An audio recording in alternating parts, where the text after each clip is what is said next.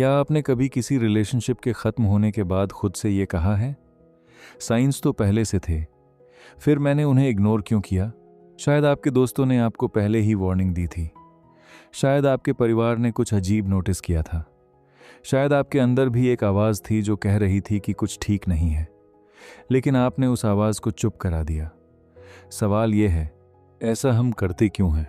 Psychology कहती है कि जब हम किसी से प्यार करने लगते हैं तो हमारा दिमाग रियलिटी नहीं, पॉसिबिलिटी देखने लगता है। हम सामने वाले को जैसा वो आज है उससे ज़्यादा वैसा देखने लगते हैं जैसा हमें उम्मीद होती है कि वो एक दिन बन जाएगा। यही वजह है कि छोटी छोटी रेड फ्लैग्स हमें टेम्पररी फ्लॉज लगती हैं। हम सोचते हैं अभी ऐसा है, लेकिन प्यार के बाद बदल जाएगा। शुरुआत में हर रिलेशनशिप एक्साइटिंग होती है। हमारा दिमाग डोपामीन और ऑक्सीटोसिन जैसे केमिकल्स रिलीज करता है जो हमें सामने वाले की कमियां कम और उसकी अच्छाइयां ज़्यादा दिखाते हैं। यही रीज़न है कि शुरुआत में हम वो बातें भी इग्नोर कर देते हैं जो बाद में सबसे बड़े प्रॉब्लम्स बन जाती हैं।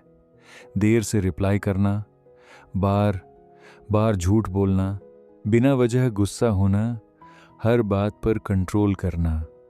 उस समय हमें ये सब नॉर्मल लग सकता है। एक साइकोलॉजिकल बायस होता है जिसे हेलो इफेक्ट कहते हैं। अगर किसी इंसान की एक क्वालिटी हमें बहुत पसंद आ जाए, जैसे उसका कॉन्फिडेंस, लुक्स या केयरिंग नेचर, तो हमारा दिमाग ऑटोमेटिकली मान लेता है कि वो बाकी हर चीज़ में भी अच्छा होगा।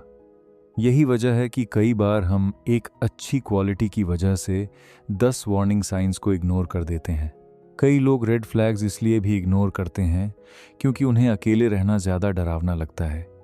वो सोचते हैं अगर ये रिलेशनशिप ख़त्म हो गई तो शायद मुझे कोई और नहीं मिलेगा, और इसी डर में वो बार बार खुद को समझाते रहते हैं कि सब ठीक हो जाएगा।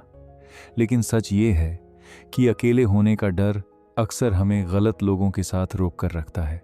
एक और रीज़न है संक कॉस्ट फैलेसी। जब हम किसी रिलेशनशिप में बहुत टाइम, इमोशंस और एफर्ट इन्वेस्ट कर चुके होते हैं तो उसे छोड़ना मुश्किल हो जाता है। हमें लगता है कि अगर अब चले गए तो हमारा सब कुछ बेकार हो जाएगा। इसलिए हम और इन्वेस्ट करते रहते हैं, उम्मीद करते रहते हैं कि शायद अब सब बदल जाएगा। लेकिन कई बार जितना ज़्यादा हम इन्वेस्ट करते हैं उतना ही बाहर निकलना मुश्किल हो जाता है। सबसे डेंजरस रेड फ्लैग वो नहीं होता जो बहुत बड़ा हो। सबसे डेंजरस वो होता है जो बार बार रिपीट होता है। एक झूठ, फिर दूसरा झूठ, एक बार डिसरिस्पेक्ट, फिर दोबारा वही बिहेवियर। क्योंकि कैरेक्टर किसी एक इंसिडेंट से नहीं, पैटर्न्स से बनता है, और पैटर्न्स कभी झूठ नहीं बोलते। इसका मतलब ये नहीं कि हर इंसान जो गलती करे वो टॉक्सिक है। हर रिलेशनशिप में मिस्टेक्स होती हैं। फ़र्क सिर्फ इतना है कि हेल्थी इंसान अपनी गलती एक्सेप्ट करता है और बदलने की कोशिश करता है, जबकि अनहेल्थी इंसान हर बार एक्सक्यूज़ देता है, ब्लेम करता है और आपको ही गिल्टी फील करवाता है। अगर आपको बार बार अपने इंस्टिंक्ट्स को इग्नोर करना पड़ रहा है, अगर आपको बार बार खुद को कन्विंस करना पड़ रहा है कि सब ठीक है, तो शायद कहीं ना कहीं आपका दिमाग पहले ही सच जान चुका है। कई बार हमारा दिल प्यार में पड़ता है, लेकिन हमारा इंट्यूशन पहले ही वार्निंग दे देता है। तो अगली बार जब कोई छोटी सी रेड फ्लैग दिखे, उसे तुरंत रिलेशनशिप ख़त्म करने की वजह मत बनाइए, लेकिन उसे इग्नोर भी मत कीजिए। ऑब्जर्व कीजिए, पैटर्न देखिए, क्योंकि इंसान की असली पर्सनैलिटी उसके वर्ड्स में नहीं, उसके रिपीटेड बिहेवियर में दिखाई देती है। और शायद सबसे बड़ा सच यही है, रेड फ्लैग्स हमें धोखा नहीं देती, हमारी उम्मीदें देती हैं।